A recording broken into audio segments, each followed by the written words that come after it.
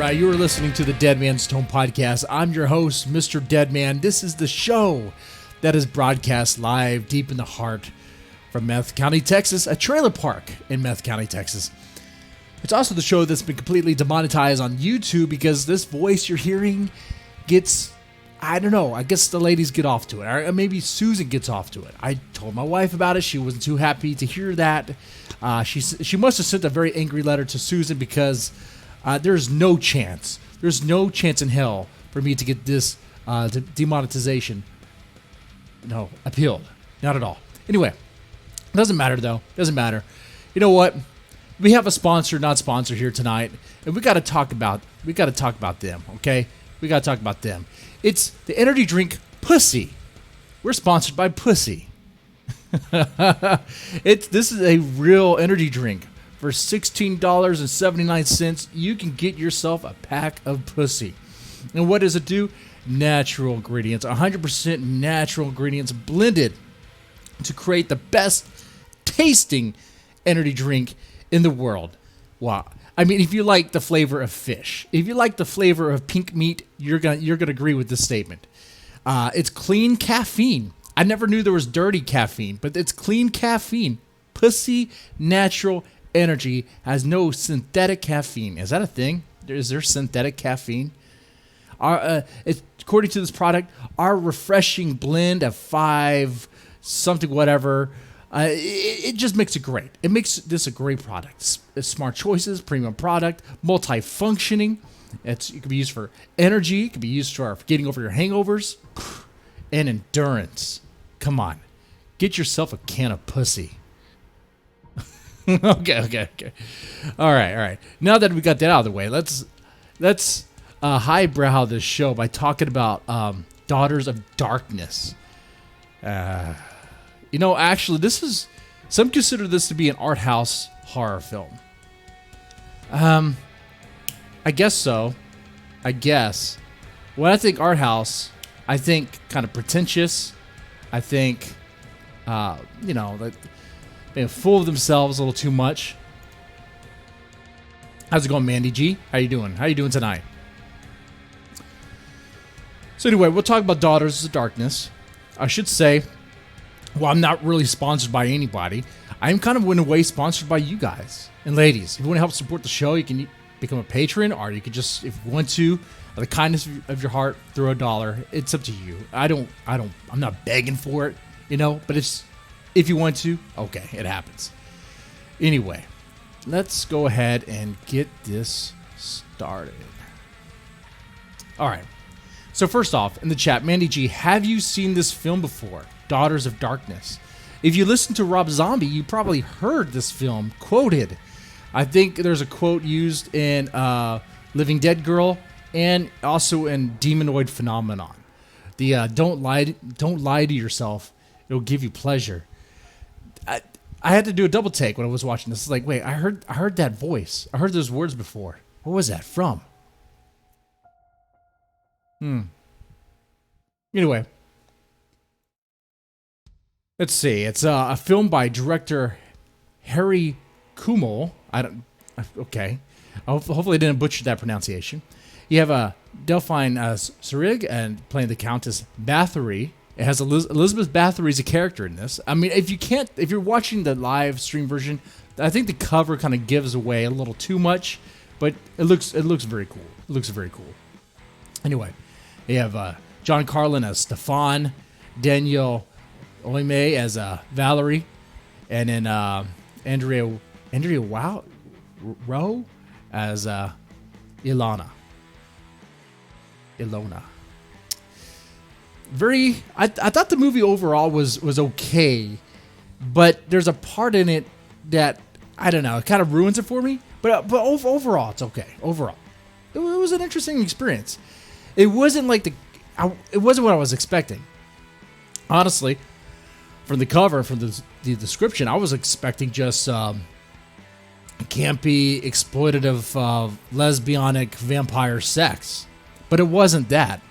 While there was definitely erotica in it, hell, it opens up with a nude scene, opens up with fucking. Opens with a sex scene, dark red lighting, hot and sweaty. And the couple was expressing their lack of love even afterwards. They go through this hot fucking scene. And afterwards, you see them, and they're like, Stefan, the husband's like, no, not Stefan. But Valerie, she's like, do you even love me? Do you love me? And Stefan's like, no, of course I don't. Of course I don't. But yeah, it opens up with a sex scene. Great. But it doesn't have that like pornographic angle or focus on the sex scene. Like there's a lot of sex scenes in this movie, but it doesn't really show it. It's all you really get are some artistic tits. And that to me is another category for an art house horror film. If it's going to be an art house horror film, there needs to be artistic tits, which means they're not double D's. They're nice. They're nice and pointy, and that's it. You know? Oh, you do get some bush. You do get some bush. And I don't know about you, but a little hair down there is not a bad thing. Anyway, so this, like I said, this movie opens with a sex scene. The couple express their lack of love for one another, and then we find out that they are newlyweds. They're newlyweds. I mean, how did this happen? You have Stefan, an American he's a European. He was raised in America from a wealthy family, a mysterious family. And we don't really see much of his family, actually. But there's a mysterious element to it, which we're going to get into in this review. Then you have Valerie, who is beautiful. She's Swedish. She's gorgeous in this film. Absolutely gorgeous. Breathtaking. Blue eyes, blonde hair. Oh, man, and that face. That look she has. I might have an image here. I should.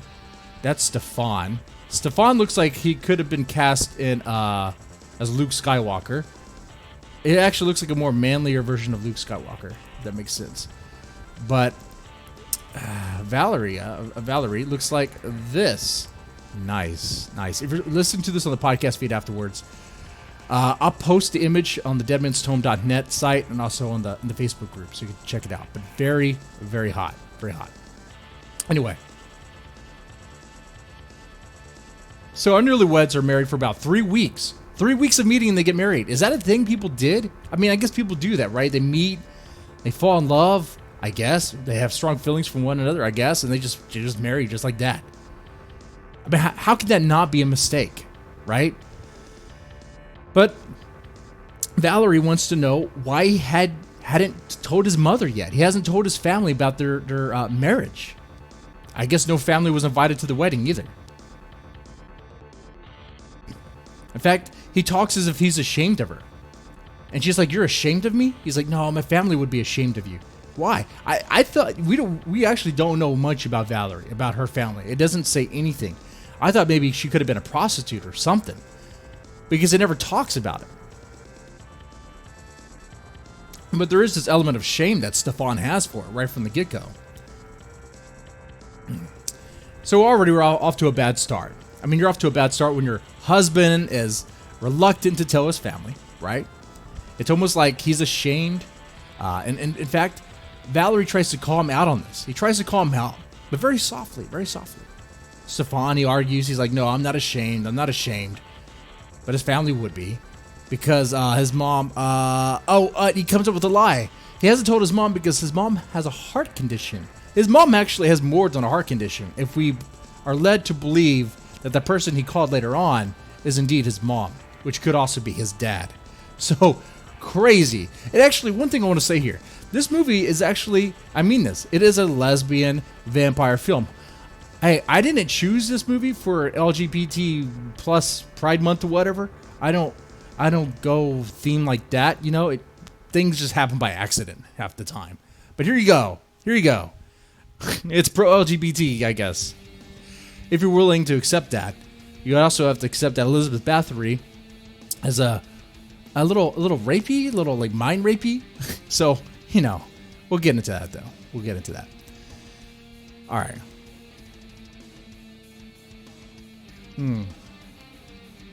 Now, the sex scene and exchanges that happen on the train. There's the exchange is kind of weird in the beginning. It makes you wonder, like, okay, obviously it's a horror movie. We got our newlyweds. We know that they're going to be the victim of whatever's happening. We've seen horror movies, we've seen a lot of them, so we know the pattern. There's a pattern here. So they, had sex on the train, which I don't know why I'm surprised that they had sex on the train. Anywhere people go anymore, you're damn sure that someone has fucked it. That includes bathrooms, even porta potties, cars, trucks, in the back of a truck. Yeah.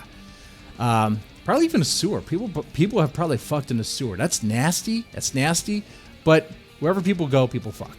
Anyway, our couple missed a boat ride, and they stay in this nice grand hotel. Of course, it's not going to be a horror movie if the hotel isn't empty and desolate. It just happens to be so. Okay. And being a horror movie, we know that this is going to be our location. That shit is about to go down here.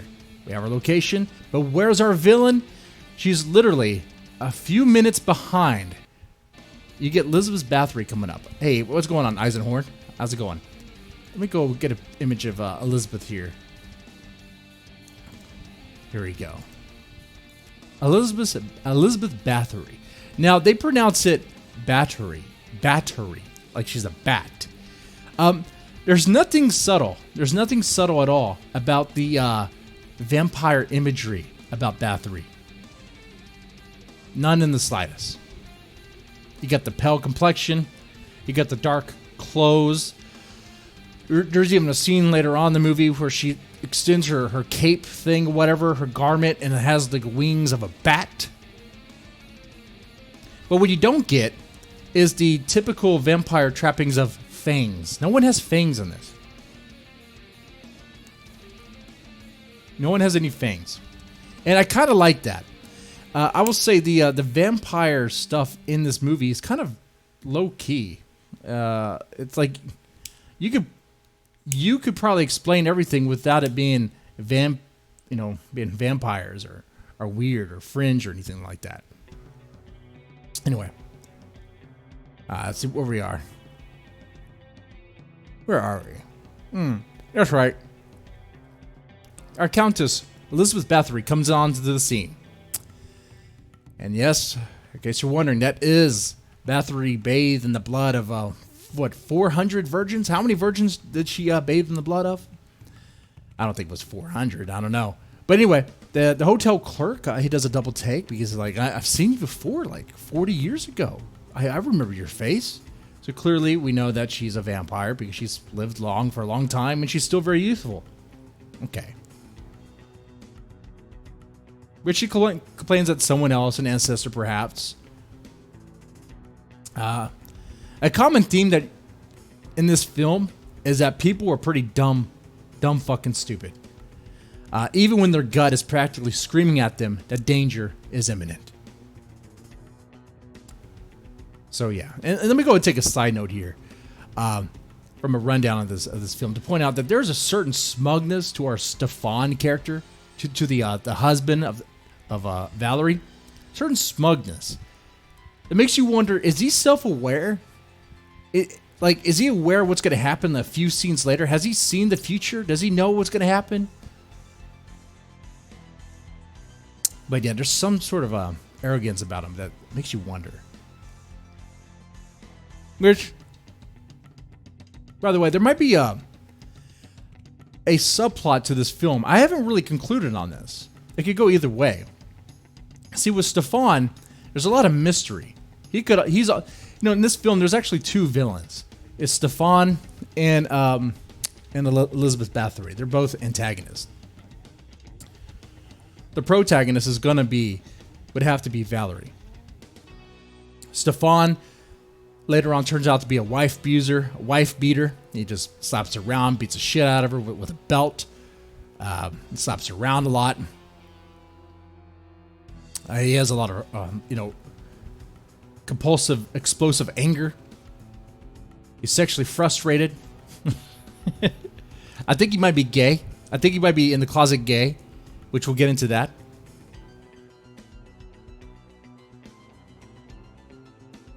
Anyway, when Elizabeth Bathory comes onto the scene, you actually get a glimpse of her fascination with Valerie.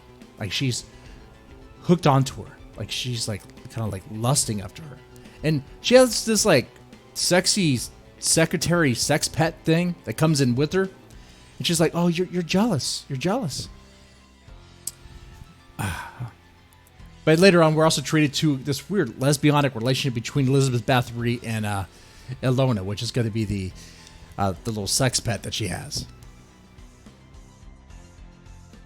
And it's not outright sexual. Like, between those two, I guess, vampire characters, it's more like, I guess what you would imagine, like the romantic vampire erotica stuff, where it's like they're sensual, whatever, and there's obviously some sort of like perversion or whatever, provocative undertones to their behavior, but they don't outright have sex or anything. It's very Anne Rice, if you understand what I'm saying. Anyway, let's see. Sometime later, we get to a scene where Stefan is, I guess, trying to shave, but he cuts himself. He's using a straight razor. I shouldn't complain because I don't think I could shave myself with a straight razor. Can you shave yourself with a straight razor without cutting? But when this happens, a bunch of porno music starts playing. I kid you not. When this happens, porno music starts playing, and the music cuts off right when he, I guess, turns off the water. You have this blood scene coming from his neck. Is it going to lead to something? No. It leads to nothing. I don't know if this scene was put in there on purpose to lead you astray or whatever. It could be. I don't know. But it just seems like it just goes nowhere. It was pointless. You could take that scene out and the movie would just be fine.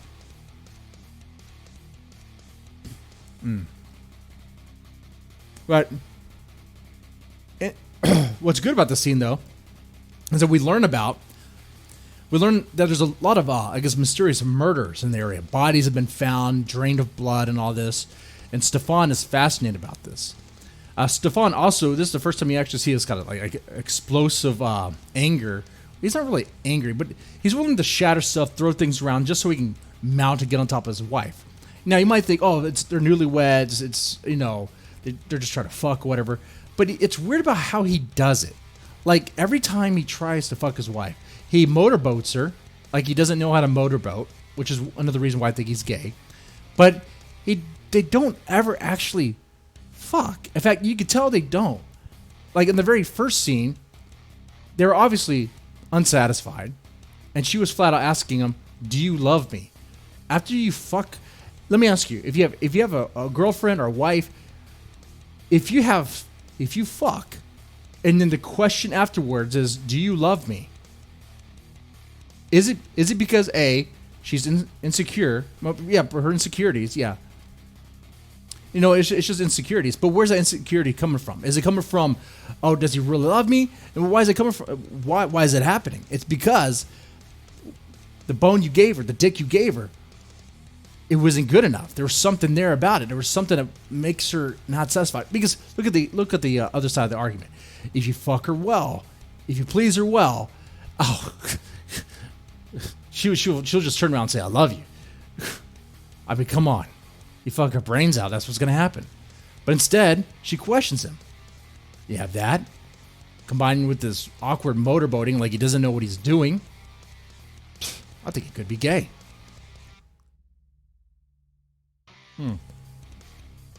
Now, there's another part about Stefan that's interesting, and that he could also be a serial killer. It could be that he's a serial killer. Maybe a homosexual serial killer. The reason why I say that is because Stefan is, later on when they go to the crime scene. Check this out in this movie. I guess in 1970s, I guess this is the logic how it works. So you read about a crime scene in a newspaper, and you go to the neighboring town where the crime took place, and I guess the crime scene is still there. Because things go slow, I suppose. I don't know. But they go there, and they see the body being carried out, and Stefan is so fascinated by it. So fascinated that he's willing to slap his wife out of the way so he can get a better view of the dead body.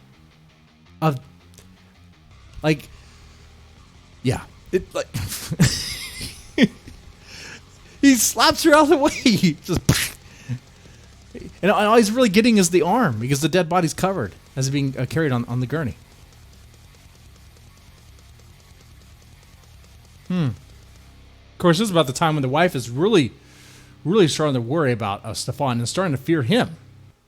He's really revealing himself to be a questionable character. He could be a potential problem here.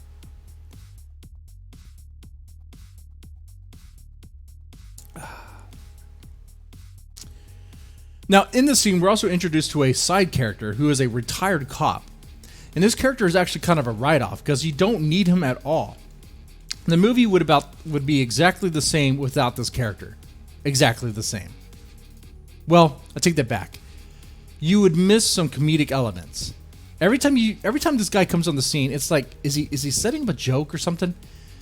And we'll get to that towards the end here. But yeah, he comes on the scene.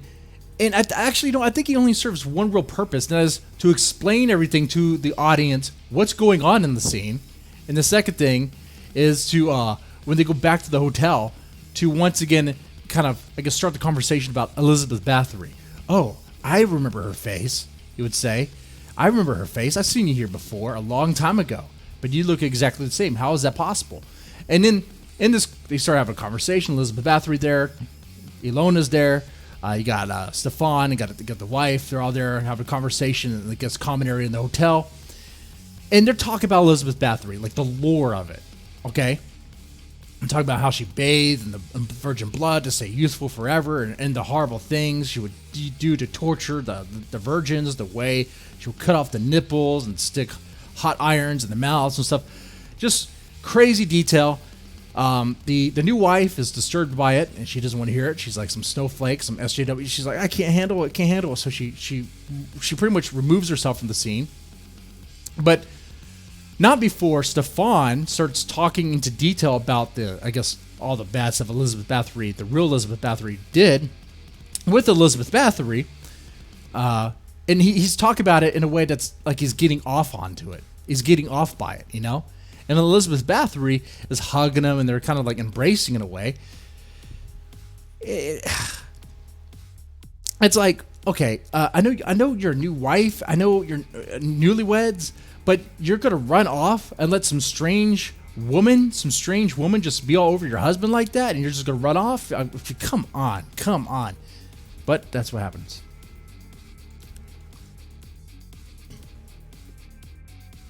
Now,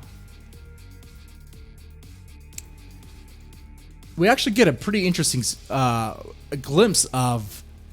Actually, okay, this is the part where we see Ilona naked, which is not bad, at all. I think this is about 25 minutes in, we get more tits. Oh, great. Now, I have no idea why... Okay, so Valerie runs off to go, I guess, take a shower, but she's still so disgusted by what she heard from, I guess, their conversation with Elizabeth Bathory down there in, the common area. So she goes to take a shower, and she checks the balcony. What does she see? She sees Ilona doing the thriller pose. Like, of all things. I have no idea why she's out there.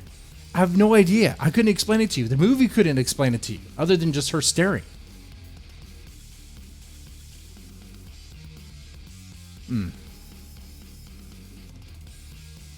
Yeah, I'll say here, let me remind you, in this film, like, the vampires are not traditional vampires. They're not what you're thinking. They don't have fangs, and they don't appear to have any real powers at all.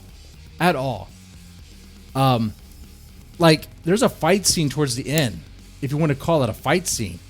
And when you see it, Elizabeth Bathory is just like a total bitch. Like, she's useless. She's helpless. And she makes these weird, rash decisions that make no sense. It's like the vampires in this film are just people that live a long time. That's all they are. They don't have any real powers or anything. Although the one power that she might have, being Elizabeth Bathory, she might have, she seems to be able to, like, I guess, manipulate people, I guess. But that could just be her look. It could just be because of the way she looks and the way she carries herself, you know. And I'm not complaining about that. I actually like the fact that they have the vampires treated that way. It's more low key. It's down to earth. It can be explained in a skeptic way. But it does pose a problem when you have your vampire characters stalking, I guess, their victims, when the vampire characters are pretty much essentially very weak and aren't going to do anything anyway. Okay. So imagine like lion stalking gazelle, but not having the claws or the ability to actually tackle the gazelle. It's like, what's the point? What's the fucking point? Anyway.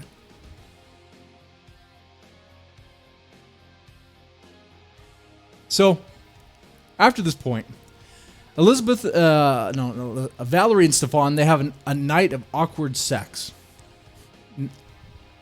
It's like another sex scene where they try to have sex. They're kissing, they're making out, and she's going down. You could see it. He's trying to force her down on him. He wants her to give him a blowjob, but she's not doing it. In fact, she slaps him off. He tries to mount her, and just slaps him off again. Hey. It just ends like that. Ends awkward. And after that, we get this call to the Chilton Manor, which this is another reason why I think the main character, Stefan, is gay.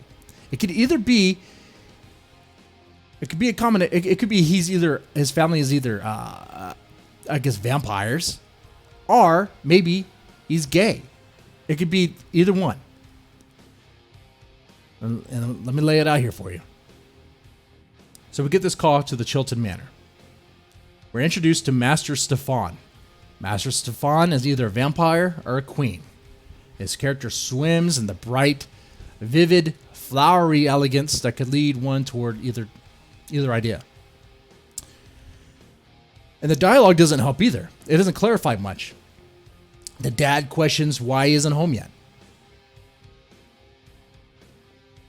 Now, Stefan doesn't tell Master Stefan that he has a wife. In fact, he tries to avoid it.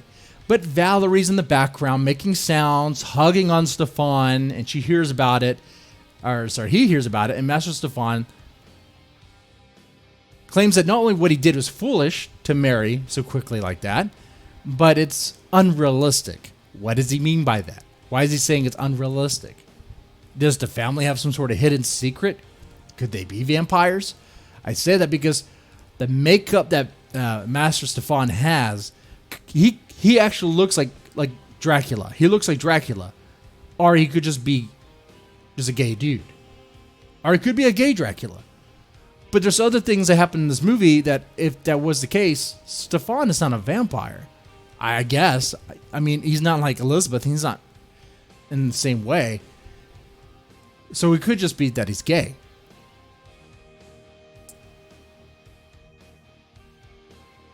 I mean, serial killing isn't a family trait. I mean, Stefan could be interested in that. I mean, he's interested in dead bodies. He's obsessed with that. Oh, you know what? There's another scene that come to mind that as additional evidence leaning towards Stefan could be gay. There was a part where Valerie looked like she was reaching down to Stefan's belt buckle as if she was going to undo it and give him a handy right there in the bus on the bus ride. Man, that's pretty crazy. But she was going to do it, and he said no. Why is that? Now, and let's see. I mean, if this is based at if homosexuality is something that people are born with, then yeah, maybe it's a family trait. I guess maybe it could be. I don't know, because that's where Master Stefan, his dad, he says things that make you wonder. Master Stefan even asks, "What in the world are we going to do with her?" As in his wife. What are we, the family, you and I? What are we gonna do with your wife?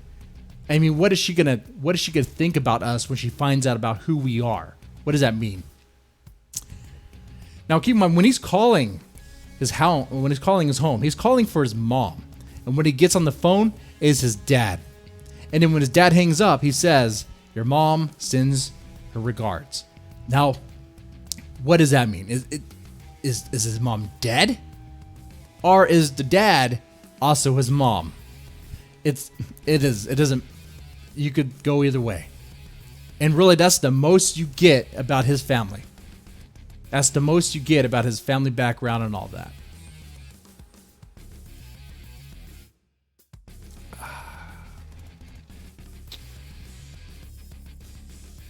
Now,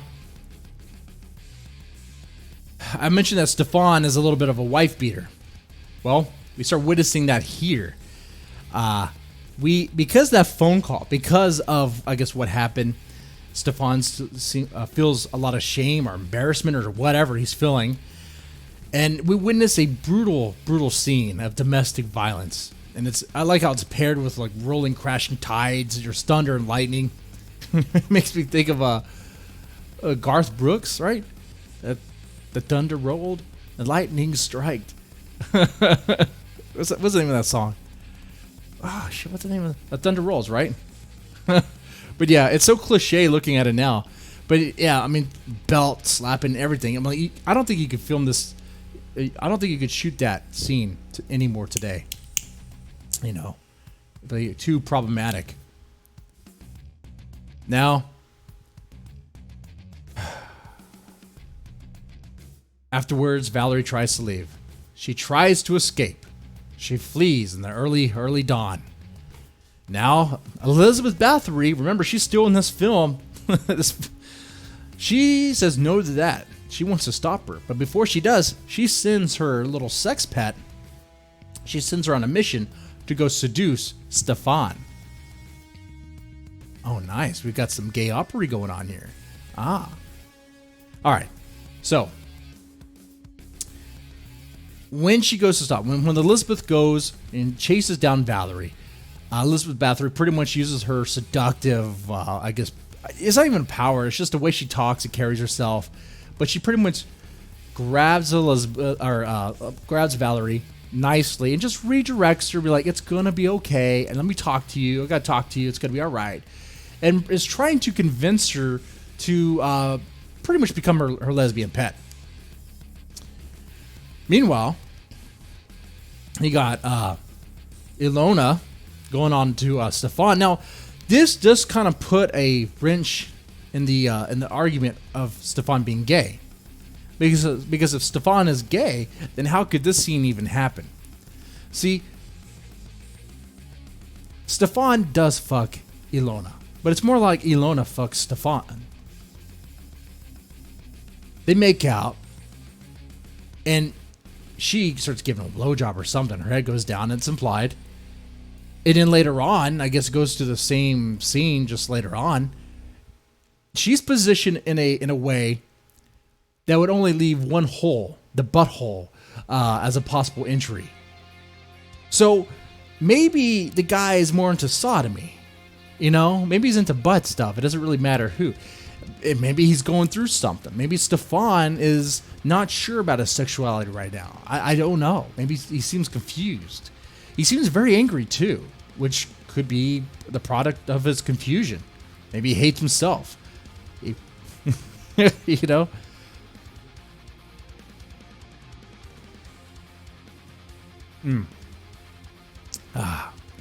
But he does fuck Stefan. Or sorry, he fucks Ilona. Okay. Now, while it's bad enough to have an affair, especially within 3 weeks of your marriage, it's another thing to kill your side hoe. I mean, and get caught by your wife and the woman that wants to convert your wife to the other team. So Stefan washes up in the shower, after having sex with Ilona, and he invites Ilona to come in with him, but she acts weird about the water. Stefan gets all grabby, rapey, and grabs her and puts her in the shower. She's fighting. She's like, no, not the water. She does get wet, but there's no like CG or there's no like effects. There's no sizzling. She does get wet and she's reacting to it. She screams and freaks out like she's in pain, I guess. She screams and freaks out. No visible burning. And let me just remind you, the vampire stuff is pretty low key. Okay? It's like you could explain it in another way. Maybe with the relationship between or the dynamic between Valerie and Elizabeth Bathory could be explained through some sort of a hypnotic charm. Maybe it's a psychological thing that's going on there, psychological trick. So, anyway, Ilona reacts to the water by screaming and freaking out to the point where she trips, falls, cuts her hand on Stefan's straight razor, and somehow manages to fall on top of it and killing herself. So, essentially, a splash of water made her so hysterical, made this chick so hysterical, she managed to kill herself accidentally with a razor. How does this happen? How does it happen? I mean, if it wasn't for the rapey stuff, I mean, this could have been played with a laugh track. I mean, and what makes it even funnier is that Stefan manages to trip and fall on top of the bleeding, dying woman. And then his wife and Elizabeth enter right on cue. It's like a scene from like American Pie, or not another teen movie. It's just building up with the absurdity to the point to where it's like, well, what is this? Is this a comedy?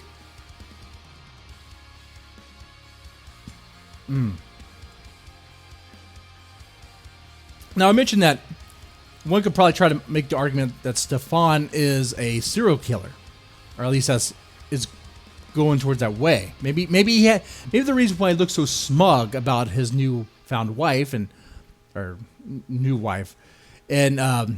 reason why he kept on lying about going home, taking her home to see his family and all that, was because he never really had plans to do that. Like, he was going to get rid of her there at the hotel anyway. But the thing is, Stefan reacts in this scene. So, Ilona's dead. He just got caught. He just got caught by his wife, not only having an affair, but killing Ilona by accident. What does he do? He freezes up, and though he helped make the mess, he cowers and stews in an embarrassment of getting caught while his wife and Elizabeth clean up the mess. Now, granted, Stefan's not crying in this scene. In fact, it's clear that he seems more ashamed, more sorry about getting caught, rather than sad about having accidentally killed someone.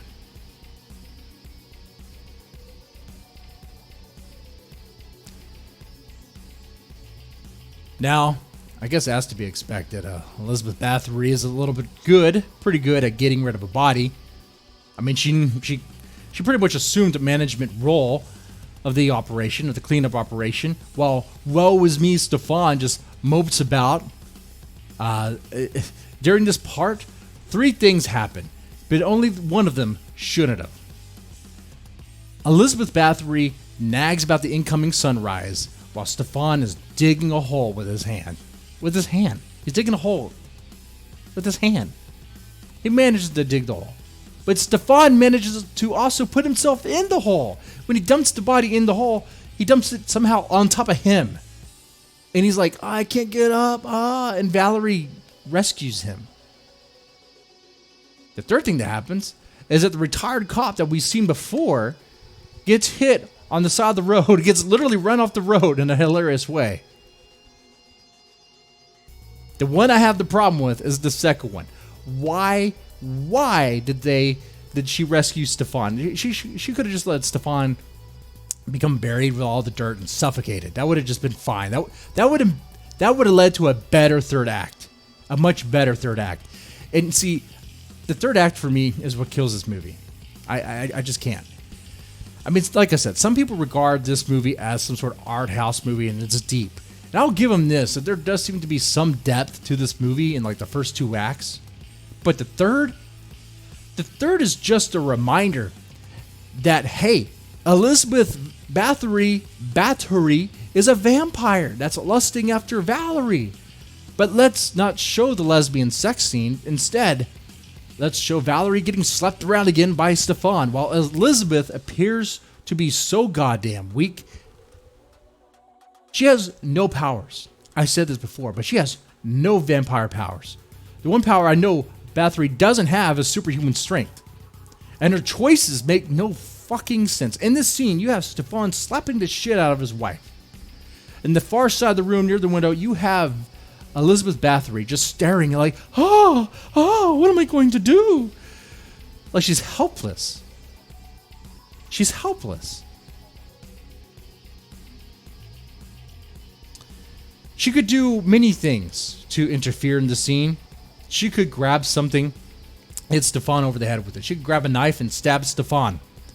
What does she do instead? There's a serving tray, a serving cart. She pushes it. And it collapses on the floor. And she gets a crystal serving tray, a bowl. And she puts it on top of Stefan's face as if to suffocate him like it was a pillow. Weird choice. Weird choice of thing to do, but that's what she does. And it just so happens that the crystal ball shatters, and it cuts in half, and the two sides slip both wrists, and blood comes out, and they start drinking the blood from his wrists. Great.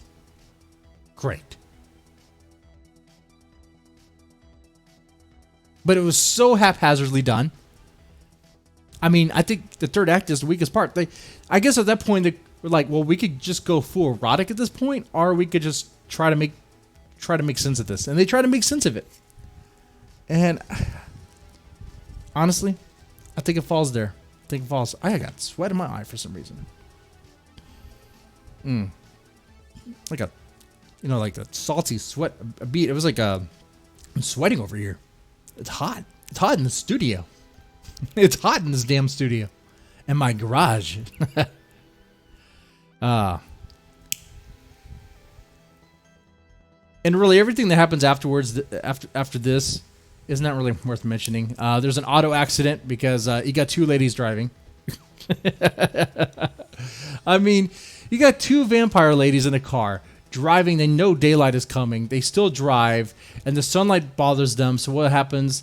They get run off the side of the road because their hands are not on the wheel, and the car hits a tree. Elizabeth Bathory gets thrown out, and she gets impelled by a stick. It's obviously a doll, but she gets impelled by a stick, so she dies. Elizabeth Bathory dies in a very lame, dumb way. Wow. It looked like it was rushed. Like we gotta kill someone, and the car explodes. So the car hits a tree, and that should just be it. But the car hits a tree, and then it just explodes like a bomb. Okay, but then the car is back again, and then it's just fire comes up. Like it was bad, real bad. No, in the beginning I said overall this movie is okay. But I haven't gone through it all with you in detail. I would have to say, this is one that if you want to see it, well, if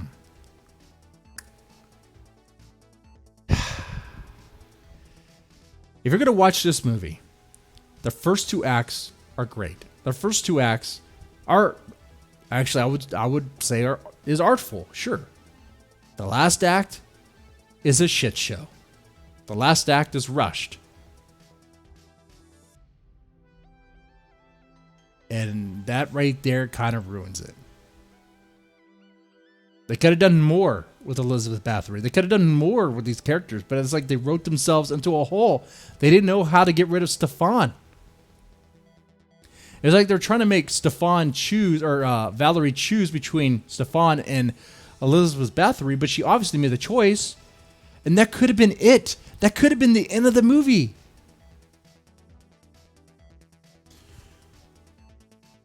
But no, you had to have this stupid car explosion scene that made no sense.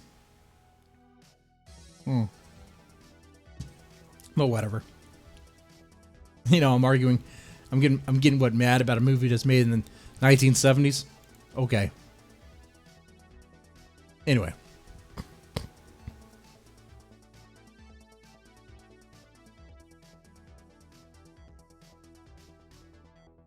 All right. So yeah, I'm going to leave it up here. I'm going to end the stream here. What I might do tonight later on, depending if I have time, and I may, is look at what's going on with Chaz, or I guess it's called Chop now. We could take a tour, see if anything's going on. That's not really something I do on the Deadman Tome podcast. That's definitely something I do on the Mr. Deadman DT YouTube channel. So there's that. Anyway, y'all take it easy.